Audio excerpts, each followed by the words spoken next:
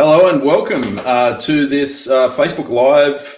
We're on LinkedIn, we are on YouTube, we are everywhere over the internet this morning. But yes, welcome from lockdown in Sydney. So my name's Dominic Cain from Kitchen Collective, and I have my partner in crime here, Mandar, Vaidya. So to all those watching on the replay, thank you very much for watching. Give us a like and a comment as well. Let us know that you are actually watching on the replay. If you're joining us live, drop in live in the comment section. We always like to find out who's here live, and we'd love your comments and questions throughout the session this morning. Before we kick off, I'm actually going to do a bit of a check-in between Mandar and myself, and probably everyone else about Mandar. How are you feeling? We're into 6 weeks back in lockdown again in Sydney. How have you been coping through this time? Well, Dom, it's I wish I had content to fill in on the things I'm actually doing, but it seems to be the exact same stuff week in, week out. But see, it's I'm feeling good today after a couple of days of being down after the jabs. I had my jab over the weekend, and I did my bit, and it really did knock me down like a punching bag. But right now I'm feeling good. I'm feeling great. I actually got out of the house after 48 hours, believe me or not. But it felt fantastic getting out and just getting some fresh air. But apart from that, I think we're just looking at life right now in weeks rather than days. It just seems like that's probably the best count of things because it goes quicker rather than 30 days. I'd rather have 4 weeks. We're going towards this countdown towards end of August. But again, with hopes that things might open up. But if they're not, then just be ready for what lies ahead and just keep focusing on what's important to us and what's in our control. So feeling good. Yeah, absolutely. And I think to that point, right? It feels a bit like Groundhog Day. It's just kind of like, it's every day we're in this period. Particularly when you're working from home, it's kind of like you get to the weekend. What's different about it? Not a lot. I'm not going to work, but I'm still at home. So yeah. But look, we've got a really exciting. We've got an exciting topic today. Thank you to Steph and Sarah for joining as well. Big shout out to you guys. We're a really exciting topic for us today, which is about financial reporting.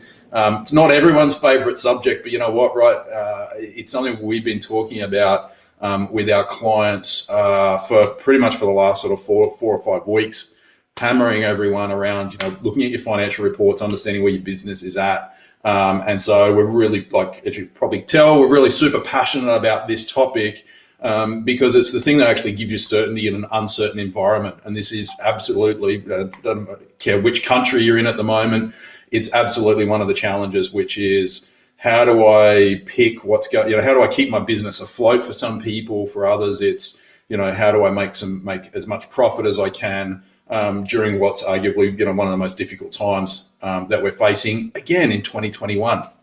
So as you can see, we're super passionate about that. If you are watching on the replay, again, we're talking about, or joining us live, we are talking about what financial reports you should be looking at for your venue. And so again, give us a like and a share if you do find it useful. If you've got any comments or questions, drop them in the comment section and we'll attempt to answer those as we go through. But Mandar, I'm probably going to throw to you for this one. What financial reports should everyone be looking at?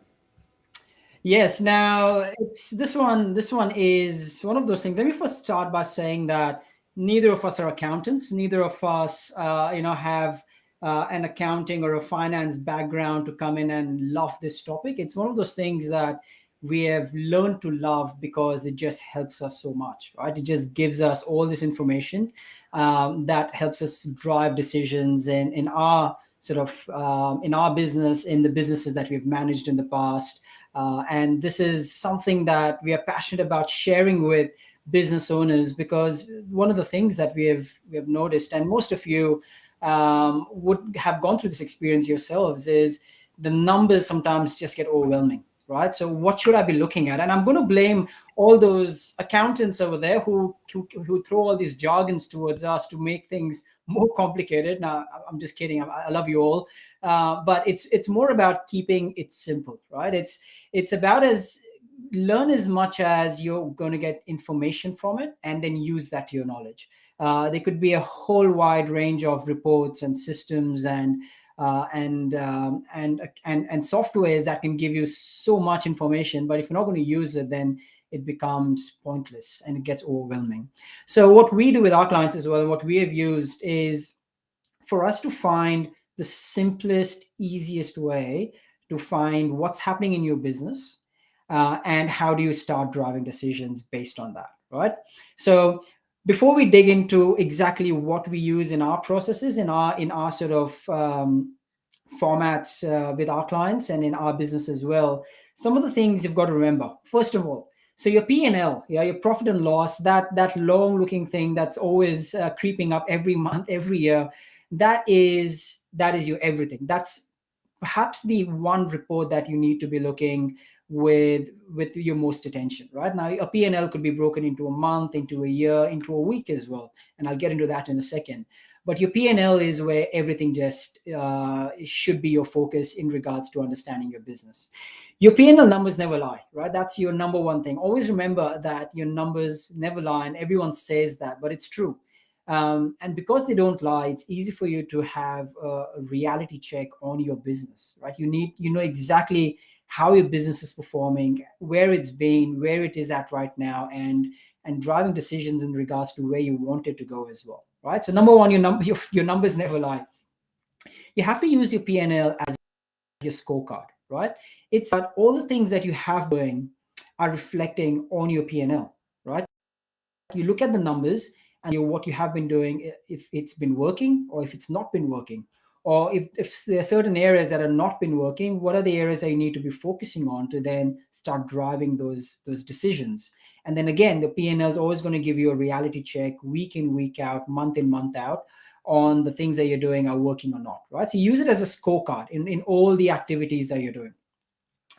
You've got to use it as a strategic decision-making tool as well. So if you start looking at certain areas in your P&L that aren't looking right, so certain numbers are not making sense, then that's when you start making certain decisions from now onwards, this is our focus on this area, because the numbers so far have not been working. And you'll be surprised the number of times the sensation or the sixth sense that you have on certain things in the business are not exactly reflecting on the numbers. So what you see, what you feel is not always what the numbers tell you, because the number of areas that get influenced by it.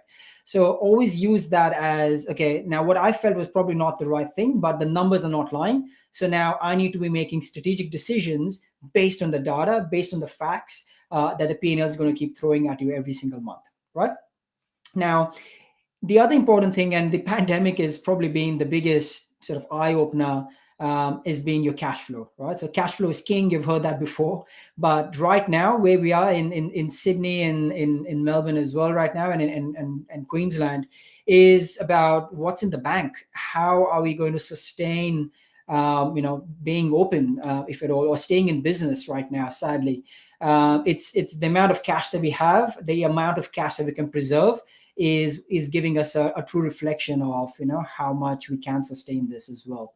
So understanding your cash flow, your P&L is going to give you that sort of understanding of where that is at.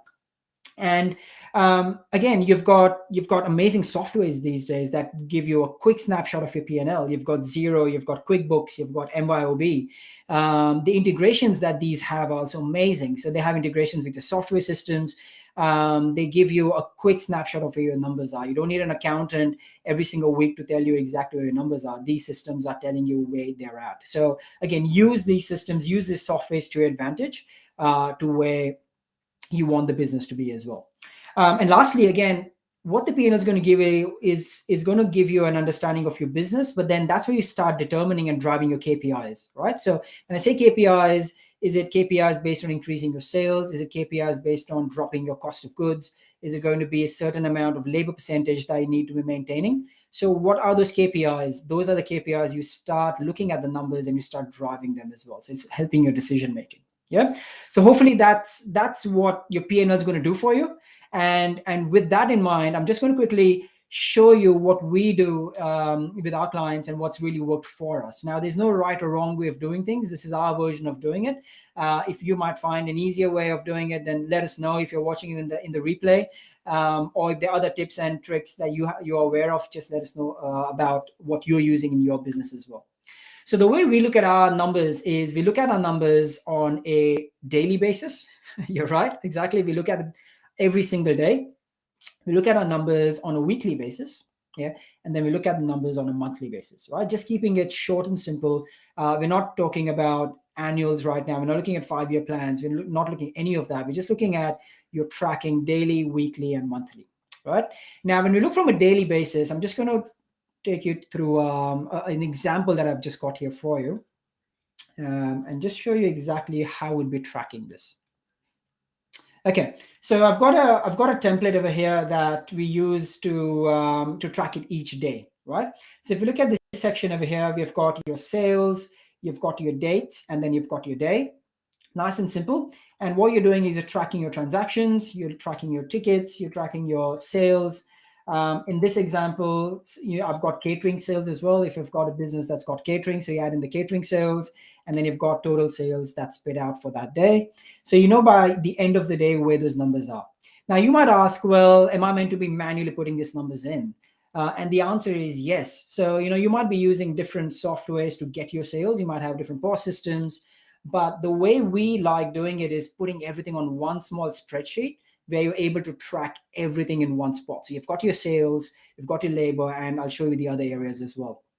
So it's literally maybe a 60-second exercise where you're getting the data from at the end of every day and you're actually popping it in, right? So you've got a total sales that show up over there. As I move to the right, we actually get onto a labor, right? And again, your labor is something that you start doing every single day as well, right? So okay, in this example, this business has done 28 hours on the Monday, and then they have a cost per man hour. So this is the cost that is costing each employee on average per hour in your business, right?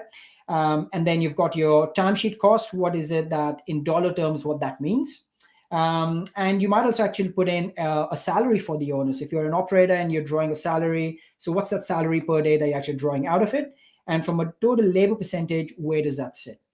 Now, you might not necessarily have all the information ready with you. So, for example, you might not necessarily have your cost per man hour with you. So just have an average for it. You don't have to complicate things. Now, in this case, we've this spreadsheet, we're able to actually get the data off the system. But if you don't have one, just have an average number. You might just have an average number of $26 as your cost, and then you just use that, times that by the hours, and it's going to throw your percentage for your labor immediately, right? So now you've got your sales, you've literally got your labor. Again, you can extract this data off your of the system that you're using to for your timekeeping or time management. You can have that there, and from there, we're actually going to have a section for your COGS, right? Now, what we've actually done is we've done a small mini P&L for the week, right? So if you look at the COGS, in this example, we have used 35% as the COGS for this business. Now, in this example, we have taken the average of how the business has been tracking, right? So if business has been doing around 35% for the past 3 months, that's the number we're using, right? This is based on real data, right? And that's the average you do. And you can keep updating that as you progress through months. You know that you're working on certain areas of the business where your COGS are actually going to be are going down. Then we start using that number as that number gets realized in the business. So you've got the COGS over there. Then you've got a section for your rent. So you've got the rent, your actual rent that you're paying, including all your outgoings that's in there. And then last but not least, you've got your overheads. So again, average that out. In this case, we've got 8% as an average overheads, and you just pop that in. Now, in regards to your COGS, rent, and overheads, that's something that's populated, right? It's already in there. You don't have to be changing that number every week. You just change that once a month, right? You just update that once a month, even though, and in certain cases, you don't even have to be doing that. So it's a very quick exercise. All you'll be doing is you're changing your sales, you're updating your sales, you're updating your labor. And then what it quickly tells you is it tells you where you are by the end of the week, right? It tells you that, hey, in this business, they actually made 12% profit, or they've made just under $2,000 in profit, right?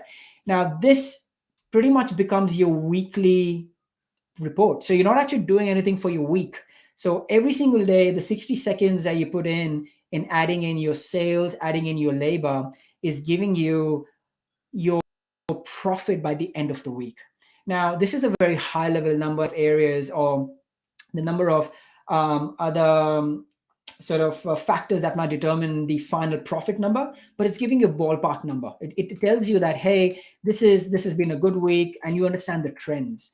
Now, as you start looking at this week in, week out, you understand, hey, my sales are in track, my labor seems consistent, and then my profit seems consistent as well, right? So it's giving you not just your daily, but it's giving you weekly tracking in one small spreadsheet format. Yep. So this is your daily, this is covering your weekly. And from here, when we look from a monthly standpoint, we're just looking at high level numbers, okay? Now, what I've done over here is, in this example, is we've got the financial, so FY 2021, this is the high level numbers of this example from last year. So in this example, what we've shown is the sales of just under $1 million, labor was 49%, COGS is 49%, rent is at 5%, overheads at 17, and this business has, say, made a loss of, say, $200,000, right? So that is what the benchmark was last year. And what we've done further from this year onwards is we've started tracking it every single month, right? So we've literally got our sales, you've got your labor, you've got your cost of goods, you've got your rent, and you've got your overheads. And all you're doing is just populating the numbers. Once your accountant has finalized all of it, just pop in those numbers, and then that gives you your number immediately on all those areas. And we're just doing that every single month, right? We're just looking at the high level numbers, and we're looking at where the trend is. Now, in this example, you can look at it that the focus has been on, if you look at the cost of goods, they've had around 43% cost of goods in general, and number of activities that this business has been doing, where they've been focusing on, okay, we need to start working on cost of goods. And February, March has been a high cost of goods again for a number of activities. But then in this business, they've been working on starting to reduce that. So they've had 45 in April, May it's gone down to 44, June has gone down to 44, and July has gone down to 41, right? So it's just the number of things, and we can start looking at trends. When you actually have them side by side, it gives you a trend of where the business has been going. You can actually also see if your profit's increasing or decreasing. And once you start looking at trends, you start understanding if the business is going the right direction or not. And if there's certain numbers that don't look right, then you can dig deeper, right? Is then, okay, so for example, if the COGS again went up in the month of July, it's for you to then spend some more time understanding why is it that it actually went up, right? So again, make trends your friends, right? That's what it tells you about the business. And that's pretty much it. So we're looking at your dailies, the dailies become your weeklies, and then your monthlies is literally a high level number in regards to where the business is at. And this is a great way to start, right? This is where it sort of tells you where the business is at from a daily standpoint, on a weekly standpoint, and then on a monthly standpoint as well. And the one thing I didn't mention earlier is when you're looking at your numbers on a weekly basis, you're looking at the trends, you're driving decisions from there, you're having discussion points. And it's also a very good idea to, if you have a business partners, if you have store managers in the business, then this is the perfect sort of time each week to come together as a team and discuss these numbers. Try and understand why a certain Monday was good than a Wednesday, and why your Fridays were better than your Sunday, and look at trends and compare them to the previous week. So these become conversation starters. This becomes something that you discuss in your team meetings. If you're not having a team meeting, have a team meeting for this at least. So this becomes a data-driven discussion point that you have with your teams to start driving your strategic decision-making as well moving forward. So it's a great start for you just capturing this every single day. Now, this template is something that we would love to share with you. If there's something that you would like, just let us know, drop in a DM. Even if you're watching this on the rebroadcast, just say, please just share this with me, and then we'll happily share this with you. I'm happy to help you out with that.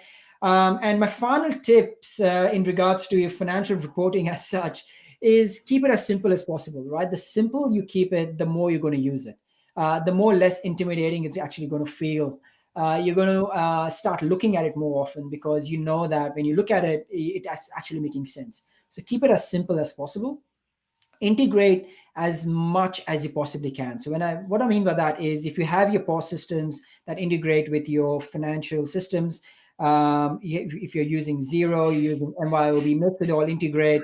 You also have single point, single touch payroll systems as well. So try and use automation to your benefit, right? Certain people have they look at it as a cost, but they don't look at it as an amount of time they're actually going to save behind it. So use technology to your advantage, save yourself some time, and make the reporting as simple as possible to read and understand. So use integration to your advantage. Number 3, make it a habit to looking at these numbers daily. As I said, if you're doing this every single day, you'll be looking at the numbers every single day. The numbers would actually make sense to you. Manually inputting your sales and manually inputting your labor is going to almost tell you, hey, these numbers are really good, or these numbers aren't that good, and you're actually going to start driving decisions based on that. Yeah.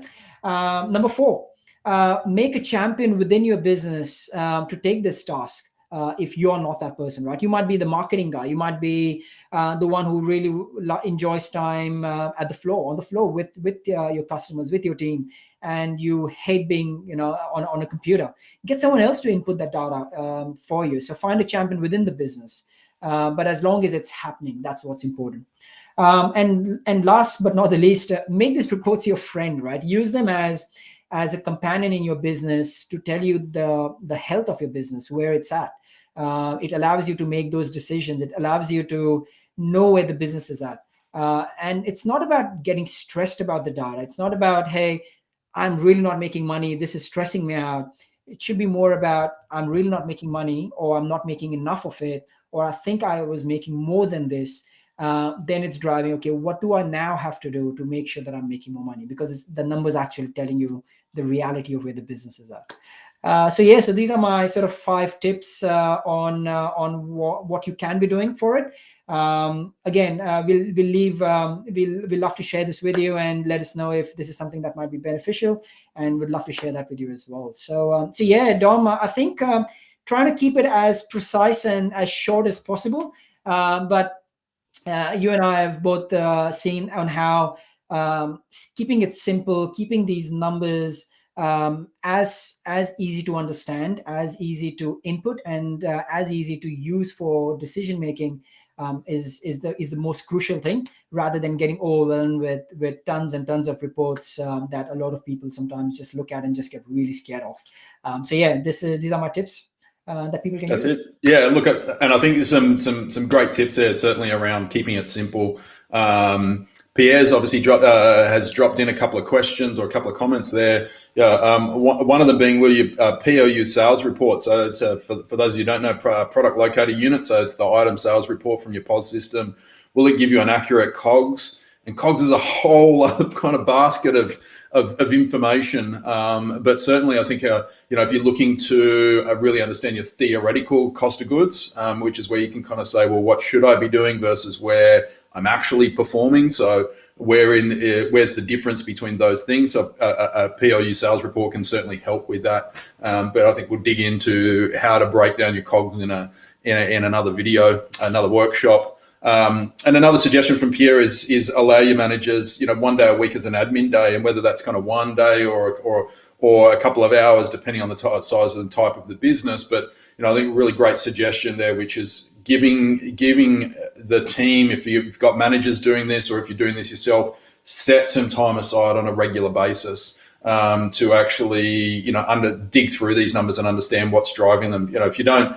We're firm believers, if you're not watching it, it's not under control. As Mandar said, looking at these numbers weekly, daily, weekly, and monthly, and looking at different reports on the days and the weeks and the months to see how the business is performing. The more often you look at it, the less time you actually have to spend, because you're seeing those micro changes, particularly if you're looking at this on a daily basis. So if you are just joining now, or you're watching back on the replay, we have been talking about what financial reports you should be looking at in your business. So I'd encourage everyone, if you're jumping on now, go back and watch the replay when it posts. You'll get some really valuable information. And for those of you, if you did enjoy this free workshop, we do a lot of these. So subscribe to our Facebook channel. We're posting all these videos on YouTube now as well, so you can go back and search for all that content. But it's Mandar and Dominic from Kitchen Collective Coaching. So we work with hospitality venues, both large and small, and helping them, primarily make more money. That's what we're really keen to be doing. But essentially making sure that your business is as lean, mean, and profitable as possible without working crazy hours in your business. So it's a real challenge for a lot of people. That's the mission that we're on, is to help business owners do that. So again, if you like the content, please share this with everyone. If you've got friends, particularly in the industry, who you think will find this useful, send it to them. We drop this content every week, and we're really passionate about helping as many people in hospitality as we can. But I think for today, we're gonna leave it there. We've talked a lot about numbers. We could probably talk about this for hours and hours, but we'll leave you with those quick tips, and we'll see you again next week. But until then, stay safe and take care. Thanks, guys. See you.